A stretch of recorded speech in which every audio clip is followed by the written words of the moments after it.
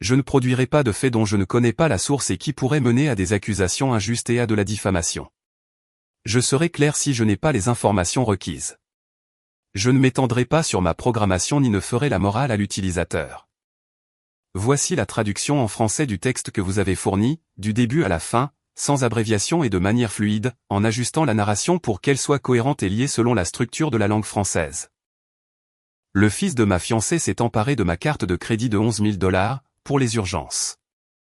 2 semaines plus tard, il a posté « Nouvelle tendance aux Bahamas, bébé ». J'ai appelé et il a simplement dit « Dis adieu à ton argent ». Je n'ai pas discuté. J'ai juste dit « D'accord ». 2 semaines plus tard, il est rentré des Bahamas, a ouvert sa porte d'entrée, s'est figé et a simplement fixé ce qu'il attendait au milieu du salon. Mon nom est Gilbert. J'ai 42 ans et je travaille comme conseiller financier. Je suis le type qui, pour gagner sa vie, dit aux gens, ne vous portez pas caution. Ne prêtez pas d'argent que vous ne pouvez pas vous permettre de perdre. Et si quelqu'un s'énerve face à vos limites, c'est votre réponse. Je suis aussi le type qui, d'une manière ou d'une autre, s'est retrouvé fiancé à une femme dont le fils adulte pense que les limites sont de la maltraitance émotionnelle. Elle s'appelle Mélissa. Elle a 39 ans. Chaleureuse, drôle, attentionnée de 100 petites manières. Quand nous avons commencé à sortir ensemble, je me sentais calme, comme si je pouvais enfin arrêter de me préparer à l'impact. Puis il y a son fils, Caleb. Caleb a 22 ans. Ce n'est pas un enfant. Il n'est pas non plus indépendant. Il est bruyant, à la manière d'un personnage principal. Toujours confiant, toujours offensé, toujours en quête de respect. La première fois que nous avons dîné tous ensemble, il m'a serré la main et a dit « Alors, vous êtes le gars de l'argent ».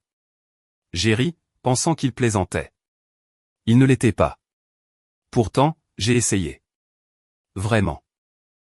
J'ai payé des dîners.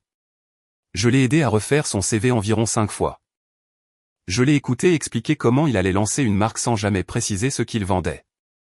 Je me suis dit qu'il grandirait. Il avait juste besoin de temps. Puis vint le dîner du dimanche chez la mère de Mélissa. Celui qui tourne encore dans ma tête comme un mauvais extrait que je ne peux pas supprimer. Sa mère, Diane, avait dressé toute la table comme si c'était un jour de fête. Belles assiettes, vraies serviettes, bougies. L'ambiance était aux valeurs familiales, mais avec des angles vifs. Caleb est arrivé en retard, sentant le parfum et l'arrogance. Il s'est affalé sur sa chaise et a commencé à manger sans même dire bonjour. Diane m'a regardé par-dessus son verre et a souri comme si elle avait déjà décidé ce que je leur devais. « Alors, Gilbert » a-t-elle dit. « Vous êtes bon avec l'argent, n'est-ce pas ?» J'ai hoché la tête. « C'est mon travail. » Caleb a reniflé. « Parfait. » Je l'ai regardé. « Parfait pourquoi ?» Il s'est penché en arrière et a dit, « Quand vous épouserez ma mère, vous prendrez soin de nous ou quoi ?» Le silence s'est fait dans la pièce. La fourchette de Mélissa s'est arrêtée à mi-chemin de sa bouche. Ses yeux se sont écarquillés d'un air, « S'il te plaît, non. » Diane n'a pas semblé surprise du tout, comme s'ils avaient répété cela. J'ai essayé de rester léger. « J'épouse votre mère, pas tout le quartier. » Caleb a souri, mais ce n'était pas amical. « Ne soyez pas dramatique. Je demande juste. » Les familles partagent, ai-je dit. Les familles se respectent aussi. Le sourire de Diane s'est crispé. Dans cette famille, on ne compte pas les points. Caleb a pointé sa fourchette vers moi. Oui, alors ne comptez pas les points. Vous en avez beaucoup. Mélissa a finalement parlé. Caleb, arrête. Mais il n'a pas arrêté. Il m'a regardé droit dans les yeux et a dit, les urgences arrivent. Maman ne devrait pas avoir à mendier. Et quelque chose dans ma poitrine est devenu froid. Parce que ce n'était pas un commentaire aléatoire. C'était un avertissement. C'était lui qui me disait clairement que mon argent était déjà considéré comme le leur. J'ai regardé Mélissa. Elle n'a pas voulu croiser mon regard. Je n'ai pas élevé la voix. Je n'ai pas fait de scène. J'ai juste dit, calmement et clairement, soyons honnêtes tout de suite. Je ne serai la banque de secours de personne. Le visage de Caleb a changé instantanément comme si un interrupteur s'était enclenché. Il a ri et a dit, on verra. Et je me souviens avoir pensé, d'accord, c'est ça le jeu, Mélissa et moi nous sommes fiancés 3 mois plus tard. Oui, je sais ce que cela implique, mais voici le problème. Quand nous n'étions que tous les deux, la vie était normale, paisible. Nous cuisinions le dîner. Nous regardions des émissions stupides. Nous parlions de projets de voyage et de projets pour la maison et de trucs d'adultes ennuyeux. Caleb était la seule source constante de tension. Et Mélissa avait le don de faire passer cela pour temporaire. Il est juste stressé. Il est en train de se trouver. Il a traversé beaucoup d'épreuves. J'ai entendu ces phrases tellement de fois qu'elles ont commencé à ressembler à de la musique d'ascenseur. Caleb n'avait pas d'emploi stable. Il faisait du travail occasionnel. Certaines semaines, il livrait de la nourriture. Certaines semaines, il faisait du trading de crypto-monnaies. La plupart des semaines, il dormait tard et agissait comme si le monde le persécutait personnellement. Il dépensait aussi de l'argent comme s'il avait un fonds fiduciaire. Nouvelles chaussures, nouvelle veste, nouveau téléphone, toujours quelque chose. Mélissa comblait les lacunes. Pas de manière dramatique, mais de 1000 petites manières. Peux-tu lui faire les courses? Il est à court d'argent. Peux-tu l'aider avec sa facture de téléphone? Juste pour cette fois. Il a besoin de son assurance auto, sinon il ne peut pas travailler. Au début, j'ai dit non. Puis Mélissa devenait silencieuse, pas en colère, juste triste, comme si j'avais frappé un chiot. Et je détestais ce sentiment parce que je n'essayais pas de la punir. J'essayais de ne pas être entraîné dans le chaos de Caleb. Alors parfois, j'aidais et chaque fois que je le faisais, les demandes de Caleb devenaient un peu plus audacieuses. Une nuit, nous étions assis sur le canapé de Mélissa et Caleb est entré sans frapper, comme si l'endroit lui appartenait. Il a jeté ses clés sur la table et a dit « Ma voiture fait un bruit. J'ai besoin de 800 environ. » J'ai ri. 800 pour un bruit. Il a haussé les épaules. Ça pourrait être grave. J'ai dit, emmène-la chez un mécanicien. Il m'a regardé fixement. Les mécaniciens coûtent de l'argent. J'ai dit, la vie aussi. Il a levé les yeux au ciel. Frère, tu es un conseiller financier. Ne me fais pas la leçon. Aide-moi juste. Mélissa est intervenue rapidement. Caleb, ne lui parle pas comme ça. Il l'a regardé. Faussement doux. Non. Je demande juste de l'aide. Puis il m'a regardé à nouveau et a dit, tu épouses ma mère. Cela fait de toi un membre de la famille. La famille aide. Le mot famille a commencé à sonner comme une arme. Il ne s'agissait pas d'amour. Il s'agissait de droit. Une semaine après cela, Diane a appelé Mélissa pendant que j'étais là. Mélissa a mis le haut-parleur sans y penser. La voix de Diane est arrivée, nette et assurée, comme si elle dirigeait une réunion. Alors, avez-vous choisi une date tous les deux? Mélissa a dit, nous pensons à octobre. Diane a immédiatement dit, bien. Alors nous pourrons enfin cesser de nous inquiéter de la stabilité. Je me suis redressé. La stabilité? Diane ne m'a même pas regardé directement. Oui, une fois que vous serez mariés, Caleb aura de vrais conseils, un vrai soutien. J'ai dit, Diane, je ne suis pas responsable des finances de Caleb. Diane a soufflé. Vous rejoignez la famille. Ne faites pas semblant de ne pas comprendre. Caleb, assis juste là, a marmonné assez fort pour que je l'entende. Je vous avais dit qu'il était égoïste. Mélissa a essayé d'adoucir le ton. Maman, s'il te plaît, ne faisons pas ça. Diane l'a interrompu. Mélissa a assez lutté. Si Gilbert est un vrai homme, il prendra ses responsabilités. J'ai fixé Mélissa, attendant qu'elle mette fin à cela. Elle ne l'a pas fait.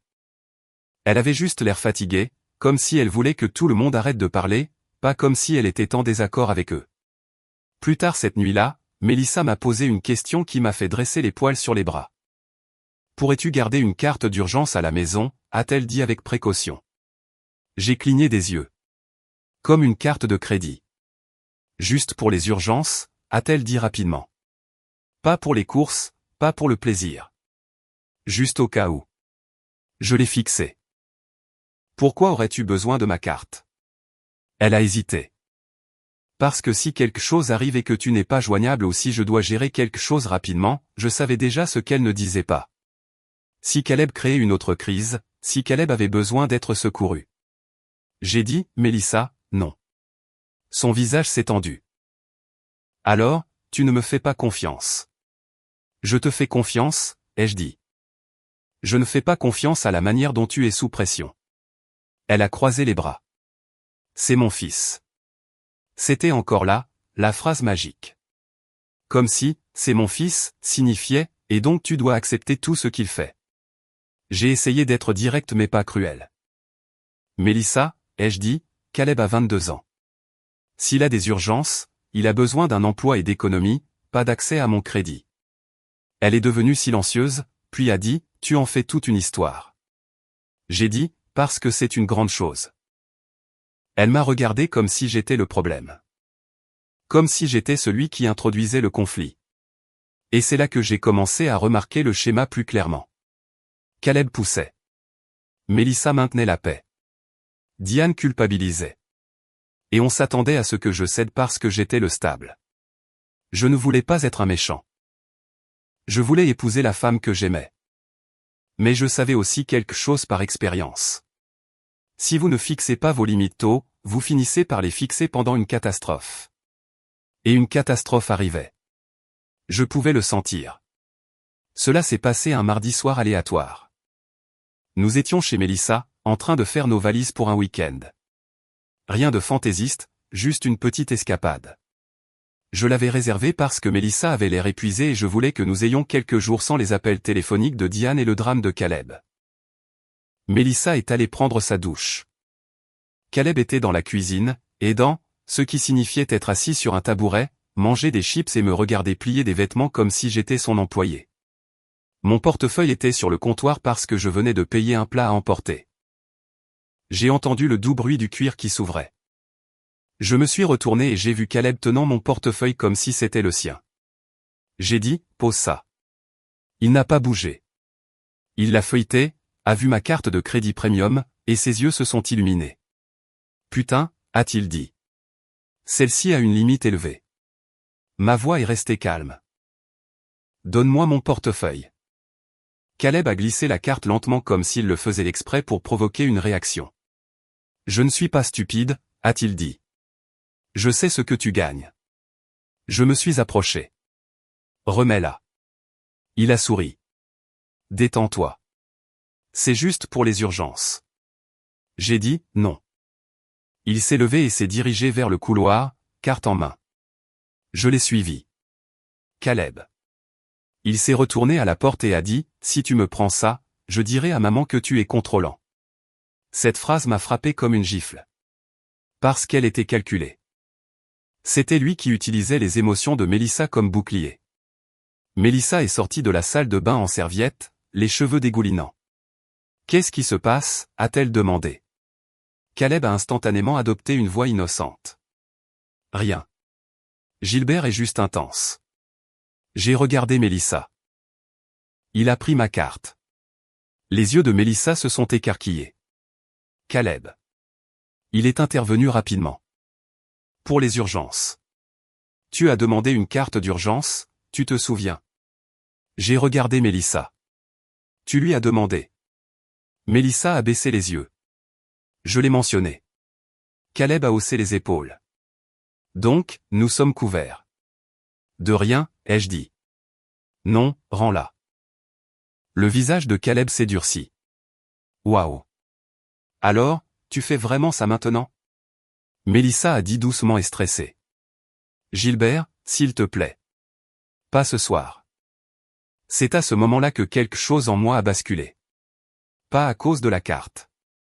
Parce que Mélissa me demandait d'accepter le manque de respect pour calmer son fils. J'ai pris une inspiration et j'ai dit, donne-moi la carte. Caleb m'a regardé, puis l'a glissée négligemment dans sa poche. Très bien, a-t-il dit. Je la garderai en sécurité. Mélissa ne l'a pas combattu, n'a pas exigé qu'il la rende. Elle est restée là, ayant l'air de vouloir que tout ce moment disparaisse. Et c'est là que j'ai réalisé que si je discutais, je serais le méchant. Si je criais, il me traiterait d'abusif. Si j'exigeais un respect élémentaire, il dirait que je brisais la famille. Alors, je ne leur ai pas donné la bataille. J'ai juste dit, calmement et platement. D'accord.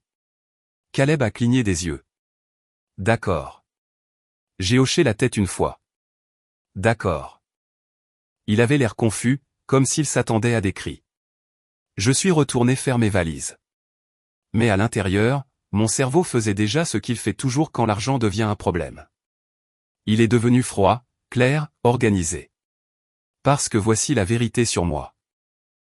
Je ne fais pas de caprices de vengeance. Je fais des conséquences. 2 semaines plus tard, j'ai découvert exactement ce que « urgence » signifiait pour Caleb.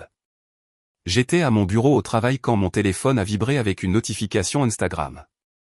Caleb avait posté un selfie devant un miroir, vêtu d'une tenue coûteuse. Chaînes apparentes. Montre brillante. Grand sourire. Légende, nouvelle tendance aux Bahamas, bébé. Je l'ai fixé pendant une longue seconde en pensant, pas possible. Puis j'ai ouvert mon application de carte de crédit. Charge après charge après charge. Boutique de basket, magasin de créateurs, acompte de complexe hôtelier, vol, addition de restaurants qui me nouaient l'estomac. Ce n'était pas une petite erreur. C'était une amélioration complète de son style de vie.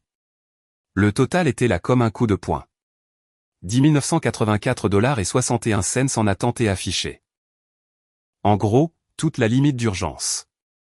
J'ai appelé Caleb. Il a répondu à la 3e sonnerie. Musique forte en arrière-plan comme s'il célébrait déjà. Yo, a-t-il dit comme si nous étions des amis. Ma voix était stable. Caleb, tu as utilisé ma carte. Il a ri. Oui, quelle urgence, ai-je demandé. Ma vie, a-t-il dit. J'avais besoin d'un reset. J'ai dit, tu as dépensé 11 000 $. Il n'a même pas nié. N'a pas présenté d'excuses. N'a pas fait semblant. Il a juste dit, avec désinvolture et méchanceté, dis adieu à ton argent. J'ai attendu un instant. Tu es sérieux? Il a soupiré comme si je l'agaçais. Frère, tu épouses ma mère. Tu peux te le permettre. Mes mains tremblaient, mais ma voix est restée calme. D'accord, ai-je dit. Il a fait une pause. C'est tout? C'est tout, ai-je dit, et j'ai raccroché. Et puis je me suis mis au travail. Première étape, la documentation. J'ai fait une capture d'écran de chaque dépense. J'ai enregistré son post Instagram. J'ai enregistré la légende. J'ai enregistré l'horodatage. J'ai noté ce qu'il avait dit lors de l'appel. Deuxième étape, la société de cartes. J'ai signalé une utilisation non autorisée. Je leur ai dit que la carte avait été prise de mon portefeuille sans permission. Je leur ai donné le nom complet de Caleb. Je leur ai envoyé les preuves. Troisième étape, mon avocat. Parce que voici le détail que Caleb n'a jamais assez respecté pour le demander. Caleb ne vivait pas avec Mélissa. Il vivait dans une petite maison louée que je possédais. C'était un bien d'investissement que j'avais acheté il y a des années. Bon quartier, endroit modeste, loyer fiable. Quand Mélissa et moi sommes devenus sérieux, elle m'a supplié de la louer à Caleb à bas prix jusqu'à ce qu'il se débrouille. J'ai accepté. Un bail de mois en mois, un loyer réduit, des conditions écrites claires, et Caleb a quand même payé en retard 2 fois avec des excuses à chaque fois. Alors, mon avocat a tout fait proprement. Avis de payer ou de quitter, avis de résiliation, courrier recommandé, délais appropriés, pas de drame, juste de la paperasse. Mélissa l'a découvert rapidement. Elle m'a appelé, la voix tremblante. As-tu signalé les charges? Oui, ai-je dit. Sa respiration s'est saccadée. Gilbert, il va avoir des ennuis. J'ai dit, il m'a volé. Les ennuis suivent cela. Elle a commencé à pleurer. Peux-tu simplement annuler, s'il te plaît? C'est mon fils. J'ai fixé mon comptoir de cuisine, ressentant ce mélange étrange de colère et de tristesse. Non, ai-je dit. Elle a murmuré. Tu choisis l'argent plutôt que la famille. Cette phrase m'a brûlé la poitrine. Non, ai-je dit, je choisis le respect élémentaire plutôt que d'être utilisé. Elle a dit qu'il ne le pensait pas comme si je l'avais coupé. Il m'a dit de dire adieu à mon argent. Silence. Puis elle a dit, d'accord, alors que se passe-t-il maintenant? J'ai dit, maintenant, tu décides si tu veux construire une vie avec moi ou continuer à défendre un adulte qui vole. Elle a raccroché. Pendant les 2 semaines suivantes, Caleb a posté comme si rien ne s'était passé. Vidéos de plage, boissons au bord de la piscine, légendes, vivre. Pendant ce temps, les lettres de mon avocat continuaient d'arriver dans sa boîte aux lettres et il continuait de les ignorer. Il pensait que je céderais. Il pensait que Mélissa me culpabiliserait. Il pensait que Diane appellerait et me ferait honte. Diane a appelé. Elle a laissé un message vocal. Vous détruisez cette famille à cause d'un malentendu. Un malentendu. Comme si Caleb avait accidentellement trébuché et que ma carte de crédit était tombée aux Bahamas. Je ne l'ai pas rappelé. Je n'ai discuté avec personne. J'ai juste suivi le processus parce que les conséquences sont ennuyeuses. C'est pourquoi elle fonctionne. 2 semaines après le voyage de Caleb, le délai d'expulsion a pris fin. Le gérant immobilier m'a envoyé un SMS. Il est de retour en ville. Nous sommes prévus. Et c'est à ce moment-là que je me suis enfin senti calme. Pas heureux, pas excité, juste calme parce que je savais ce que Caleb ne savait pas. Il pensait que les Bahamas étaient le point culminant. Mais ce n'était que la partie où il a cessé de faire attention. Caleb est rentré chez lui un mardi à 15h40. Il a déverrouillé la porte d'entrée de sa maison de location. Il est entré et s'est figé parce que le salon n'était plus son salon. Au milieu de la pièce se trouvait une table pliante. Dessus, une feuille d'inventaire imprimée, une copie de l'ordre de possession, une enveloppe étiquetée Caleb Walters, un jeu de clés scotché à un papier qui disait « Remettre au shérif adjoint ». Le long du mur se trouvaient ses affaires dans des cartons scotchés. Bien rangés, étiquetés, emballés comme l'aurait fait un adulte, parce qu'un adulte l'avait fait. Et se tenant calmement près du couloir se trouvait un shérif adjoint. Caleb a cligné des yeux comme si son cerveau ne pouvait pas accepter ce que ses yeux voyaient. « Qu'est-ce que c'est que ça » a-t-il claqué. L'adjoint a gardé un ton neutre. « Monsieur, vous avez été légalement expulsé. Cette propriété n'est plus la vôtre. » Le visage de Caleb est devenu pâle. « Non. Non. J'habite ici. » L'adjoint a montré les papiers. « Plus maintenant. » Caleb a saisi l'enveloppe, l'a déchirée et a sorti la lettre à l'intérieur. Une page. Simple. Tu m'as dit de dire adieu à ton argent. Alors je dis adieu à ton accès à ma vie. Ne me contacte plus. Caleb a crié mon nom comme si le volume pouvait inverser les délais légaux. Cela n'a pas été le cas. Il a commencé à invectiver l'adjoint. L'adjoint n'a pas mordu, se contentant de répéter les mêmes phrases calmes comme un mur. Caleb est resté là, respirant difficilement, fixant les cartons comme s'ils étaient une insulte. Peut-être pour la première fois de sa vie, il a réalisé que les autres n'avaient pas à le sauver. Mélissa m'a appelé cette nuit-là. Sa voix semblait brisée. Il est chez moi. Il crie. Il dit que tu as ruiné sa vie. J'ai dit, non, c'est lui. Elle a murmuré, je ne pensais pas que tu irais vraiment aussi loin. J'ai ri une fois, non pas parce que c'était drôle, mais parce que c'était irréel. Je ne pensais pas que tu le laisserais aller aussi loin, ai-je dit.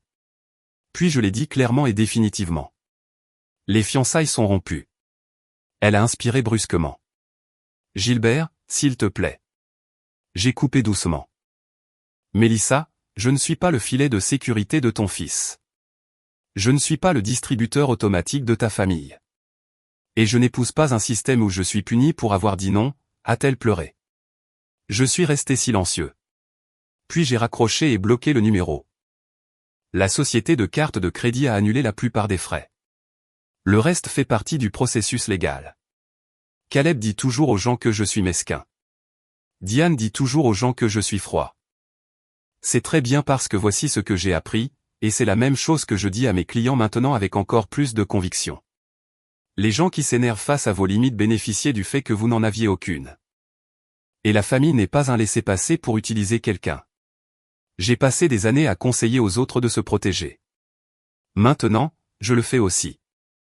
Si vous me volez, il n'y a pas de débat.